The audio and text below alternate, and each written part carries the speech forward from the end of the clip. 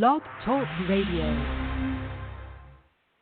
Welcome, world. Welcome once again to Tuesday Talk with Key West Lou. I am your host, Louis Patrone. Great show tonight. Full of conflict, full of surprise. One of the biggest issues, perhaps most controversial at the moment, has to do with taking down statues and monuments and getting rid of them. Those that represent the Confederacy, those that did not arise directly out of the Confederacy, but with people who had an affiliation with slavery, could go back to our Revolution, could go back to Christopher Columbus, 1492, could go back to the 1920s, the 1930s, World War II, the 1950s, the 1960s, and 1980. Does the fact that black people want certain statues removed and memorials to certain people has to do with the relationship these people had with blacks, which in effect demeaned black people? So I'm going to talk about some of these people tonight that have already been mentioned as being, we're going to go after them because their statue should not remain. And I'm smiling when I say this because I know a couple of these are going to surprise you. I've got 5 or 6 names for you I'm going to share with you in a brief story. Each one is already being written about. Very briefly, perhaps, but they're already being discussed as maybe they got to go. So, guess what we're going to start with? And this is under consideration, minimally right now, but was Jesus white? Was Jesus Christ a white man? Interesting, isn't it? It's a question. It really is a question because we got all kinds of statues and everything else all over the country of Jesus Christ. He's always white, never black. It's okay. The Confederate flags and the generals, presidents, even saints, they want to take down. But Jesus Christ, you want to take down the blacks? Some blacks say his Jesus statue in church. Jesus, Mary, and Joseph statues. Murals and paintings in church.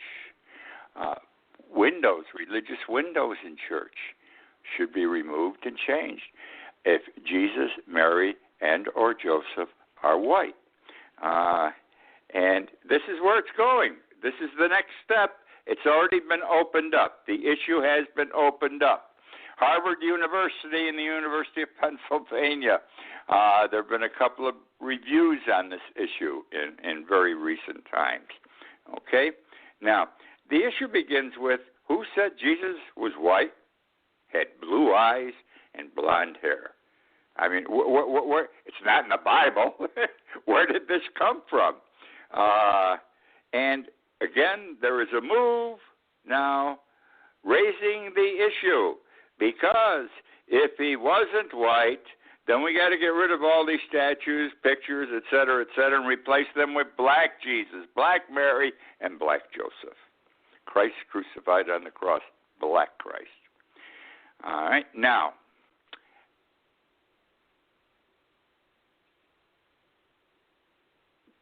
the main thrust of all this, the basic reason why blacks believe Jesus was not white, is that he was a Palestinian Jew. Palestinian Jews are not white. They're brown, okay? They are brown.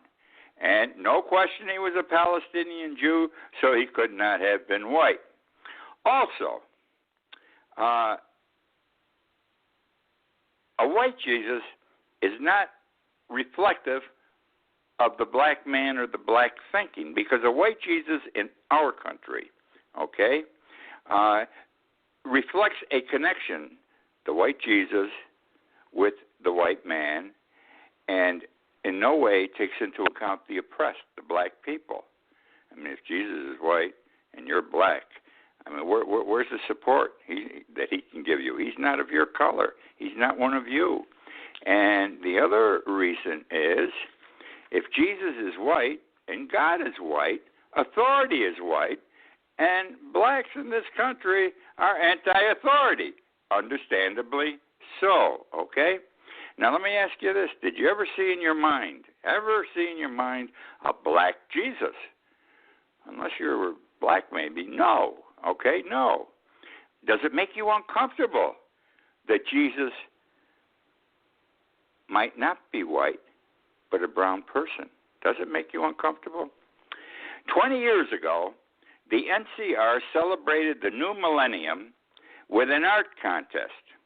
And the topic or thrust of what people should paint was, what would Jesus Christ look like in the year 2000? The winner was a Janet McKenzie. She painted a dark, thick-lipped, looking out on us with ineffable dignity, with sadness but confidence. She painted a black man, thick-lipped, looking out on the rest of the people. So we're going to get into it this year, next year. I mean, if the blacks can have a degree of success, a significant degree of success, and they're already having success, this black movement with regard to Confederate statutes, et cetera, is a winner for them. And it's proper. Don't forget, these were treasonous people, the Confederates. Forget they were black or white. They were treasonous. They did not like the United States. And I'm going to tell you this right now. I was a history major. I was deep into the Civil War, and I was deep into the Russian Revolution. As to the Civil War, had the Union lost, the Confederacy would have hung Abraham Lincoln. So let there be no doubt about how things were going then. Which brings me now to Abraham Lincoln. Because there is a lot of material on whether Abraham Lincoln was a racist. There is no question that he became anti-slavery, but there is a serious question that he never believed in equality, socially or politically, between blacks and whites. They were inferior in those two regards. Yes, even after the Emancipation Proclamation, even after he signed the resolution for the 13th Amendment. All right, now here's the story. Historians have been discussing this for years, whether Lincoln was a racist. He was in his early days, back in Illinois, 1830s, 1840s. The Civil War moved him towards freeing the slaves. His reasons for doing so were not necessarily from an honorable perspective. Rather, they were based on the practicalities of a situation. Lincoln was a practical man. He was an expert politician. Early in his life, he favored abolition because he believed if a man worked, he should have the benefit of his labors, and he should be able to live as he wanted to. That did not mean, and so if black men worked hard, and he always saw them working hard, whether it was in Illinois, when he was younger, later on, then they deserved to be free. They could work as free men to take care of themselves and their families. However, he was opposed to racial equality for the reason the black man did not possess the same mental attributes of a white. He believed the black man was inferior. This is written up all over the books, my friends. By the end of the Civil War, Lincoln was on an upward arc, though. He was heading toward becoming the man he has since been mythologized as being, the great emancipator, the man who freed and loved the slaves. His journey, however, was not complete on the day he died. Lincoln was still wrestling on that day with race when he died. Lincoln's early position regarding slavery is clearly spelled out in the fourth of his debates with Stephen Douglas in 1858. Douglas and Lincoln were running for the United States Senate to represent the state of Illinois. Douglas won. And then 2 years later, Lincoln beat him for the presidency. Anyhow, in their fourth debate, the issue came up as to what Lincoln's position was with regard to race. And here's what he said, and I quote, "I will say that I am not, nor have ever been, in favor of bringing in any way the social and political equality of the black and white races." He followed with, he opposed blacks having the right to vote, to serve on juries, to hold office, and to intermarry with whites. He concluded his speech with, and this is pretty powerful, I quote, "I will say, in addition to this, that there is a physical difference between the black and white races, which I believe will forever forbid the two races from living together on terms of social and political equality. And inasmuch as they cannot so live, while they remain together, there must be a position of superior and inferior. And I, as much as any other man, am in favor of having the superior position assigned to the white race." Lincoln, at the time, was no different than most males. Whether living in the North or the South, they all were white supremacists. Yes, even Lincoln was a white supremacist. Excuse me again. Some other quotes of Lincoln symbolizing his thoughts at various times in his life. A few of them, they tell you the way the guy thought. Quote, "I have urged the colonization of the Negroes in Africa, and I shall continue." Recall that back around 1824, I think it was President Monroe, he thought the blacks should be sent to Africa. They could live happily. A country would be formed. A country was formed for them. I think it's called Monroeville or something like that.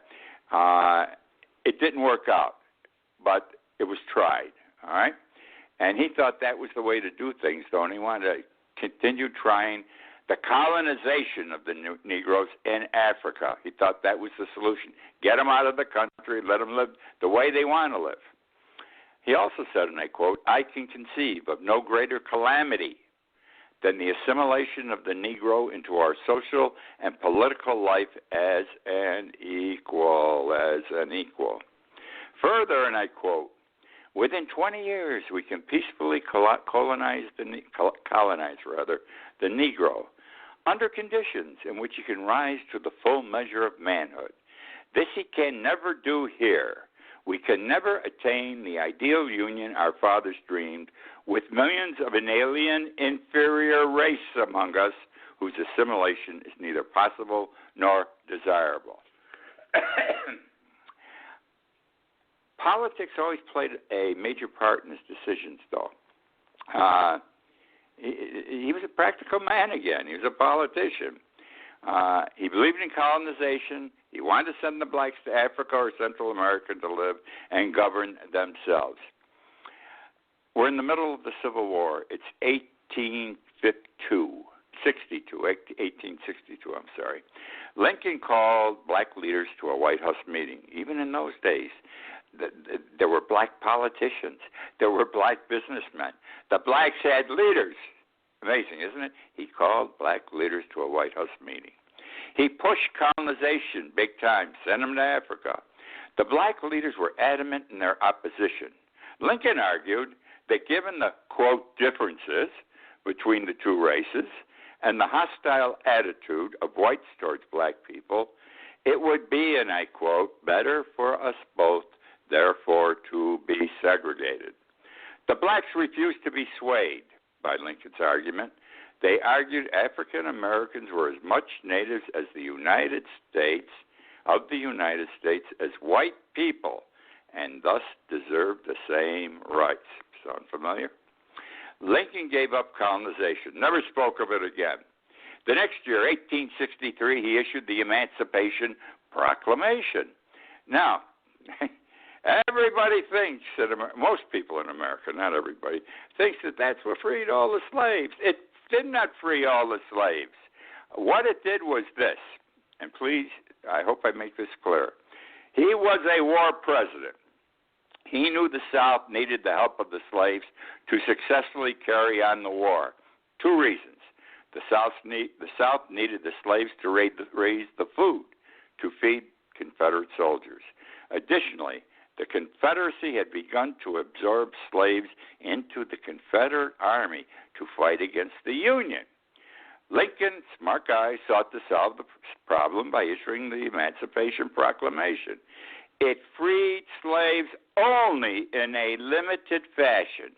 It freed those still living in Confederate states, can't help them raise the crops, and those fighting in the Confederate Army.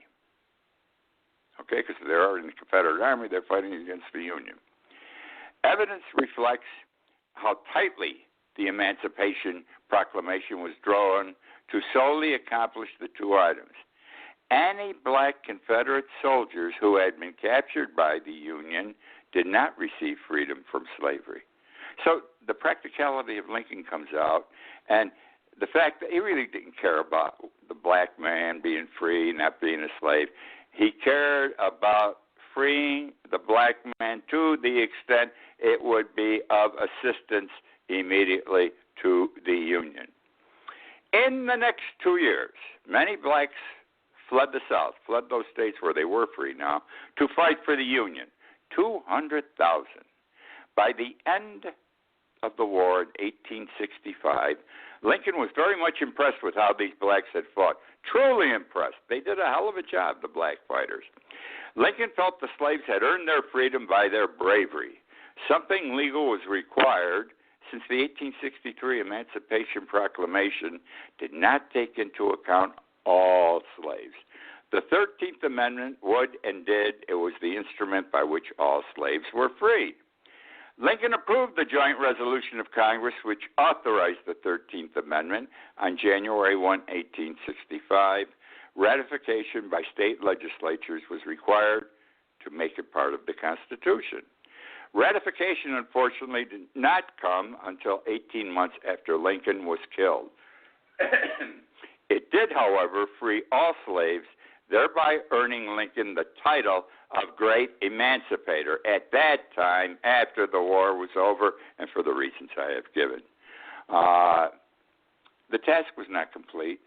Perhaps if Lincoln had lived, we would not be in the position we are with present-day black-white conflicts, because he was moving towards equality but wasn't there yet mentally. Historians are not sure how much further Lincoln would have pushed the black-white issue had he lived. Therefore, no one knows what Lincoln's final thoughts would have been to the issue. But, because Lincoln said these bad things about the black people when he was running for office, while he was in office, where he openly said, I believe in abolition, but I don't believe in equality. Many blacks today don't want his statues to remain up. It's coming to the forefront. And when I wrote this was my Saturday blog, I think. What's today? Tuesday, Monday, Sunday. It was my Saturday or Sunday blog. I can't remember. I know about Lincoln. Lo and behold, that yesterday morning, there's an article that students at the University of Wisconsin-Madison want the beautiful statue of Abraham Lincoln. It's like he's sitting in the Lincoln Memorial, just not quite as large, but big, mammoth. They want it taken down, okay? The Black Student Union says it's a symbol of racism, okay? There was an article in the Blaze Sunday morning said, these students want Lincoln's statue removed. He was anti-slavery, they agree, but he was not pro-black. Now, this is a fine distinction. But I told you he was anti-slavery, but he wasn't pro-black. That was indicated in what I told you a few minutes ago. And the president of the Black Student Union said, and I quote for this article, he was very publicly anti-black. Just because he was anti-slavery does not mean he was pro-black. So for all the good Lincoln did, there are some black people who want his statue removed and not left out in public places. I think that's going a step too far. I think that's going many 2 steps too far. I don't think it fits. It's wrong. Now, this gets stupid. This gets silly, but this is where this is going. Take the statues down. This one owned slaves. I read about George Washington. We all know George Washington owned slaves. What did he do, though? He gave them all their freedom when he died. It was in his last will and testament. Didn't I come across an article? A black group was upset with George Washington. They admitted he did good when he freed the slaves in his will. But his wife owned 7 slaves, and she didn't give them up. His wife owned 7 slaves. Isn't that going a step too far again? Well, I don't know how many of you remember Howdy Doody, okay? I am old enough to have watched the Howdy Doody show. Howdy Doody, Uncle Bob, and Clarabelle from the mid-1940s through 1960, radio and television. Great show. They had a great song, too.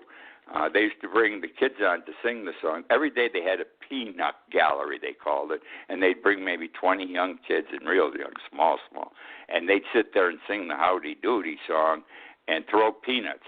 And listen to the Howdy Doody song, the opening stanza. This is Buffalo Bob, and he says to the kids, "What time is it?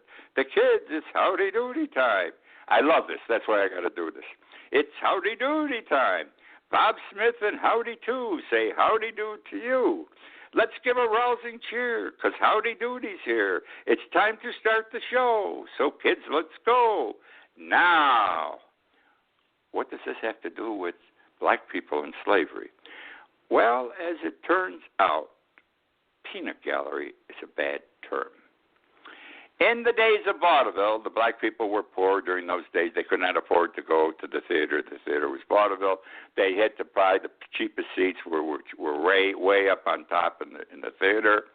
And all they could eat was the cheapest thing that was being sold, which were peanuts, probably the popcorn of today, but popcorn's expensive today.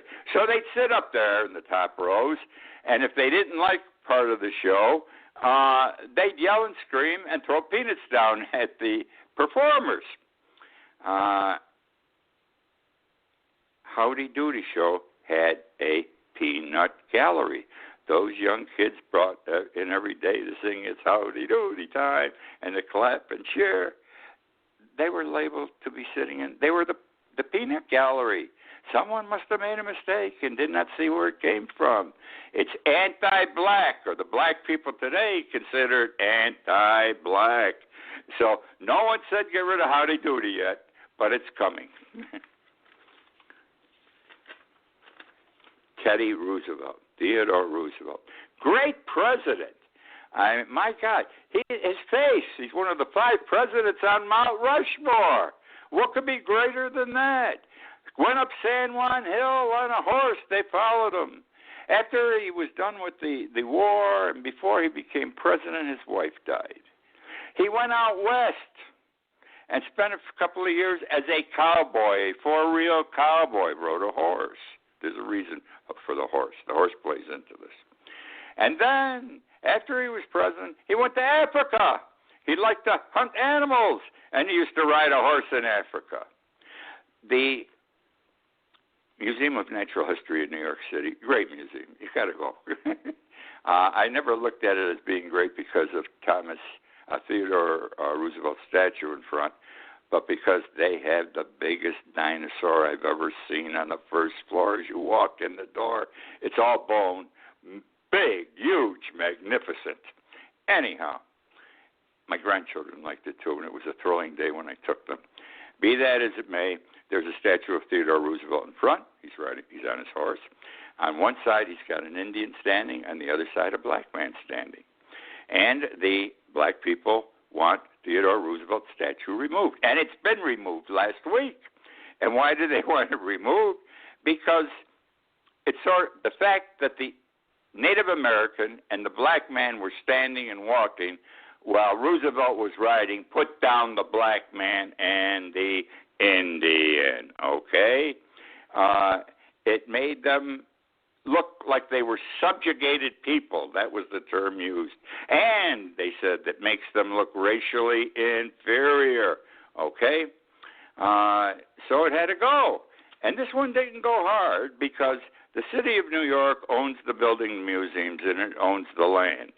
Mayor de Blasio is the mayor of New York City, and he says, yeah, could be. Sounds problematic. We'll have to let it go. He's married to a black woman. He has mulatto children. May have had nothing to do with it, may have had something. But he went easy, and he says, got to go, and it's gone. I don't know where they put it.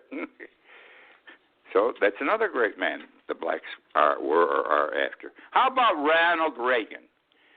Lincoln was the greatest president this country ever had, and I think the second or third greatest is, by most people, Ronald Reagan. Was he a racist? Did anyone ever think he was a racist? Okay. Well, in October 1971, when he was governor of California and Richard Nixon was president, they had a telephone call together. It was a taped call, okay? It just so happened that week, the week previous, there was some big issue in the United Nations, and the American position was brutally defeated because the African delegates got together. They did not agree with the United States' position, and they sort of embarrassed us, I guess, the way it happened. They killed us with the vote. Well, Reagan, they were talking about it on this taped conversation, and this is a comment preserved on that tape, and these were Ronald Reagan's words, and I quote, "To see those monkeys from those African countries, damn them, they're still uncomfortable wearing shoes." Monkeys, still uncomfortable wearing shoes. President Ronald Reagan.